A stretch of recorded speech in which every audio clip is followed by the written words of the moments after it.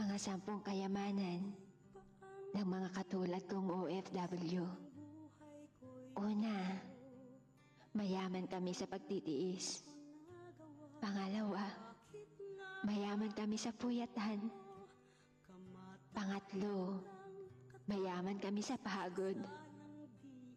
Pang-apat, mayaman kami sa gutom. Pang-5, mayaman kami sa pangungulila. Pang-6, mayaman kami sa pagtitimpi. Pang-8, mayaman kami sa pagpapasensya. Pang-9, mayaman kami sa stress.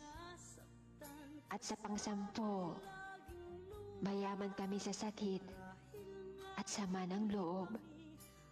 Ang lahat ng kayamanan na yan ay pinagsisikapan naming malampasan para sa kinabukasan ng pamilyang naiwan sa bansang aming nilisan. Pagkasabik sa aming pamilya'y kinakaya, pero wala nang masasaya pa. Dahil sa araw ng sahod, pinaghirapang pera ay hawak mo na. Dahil masaya na kami kapag may perang maipadala para matugunan ang pangangailangan ng aming pamilya. Kahit wala nang matira sa pitakang laman,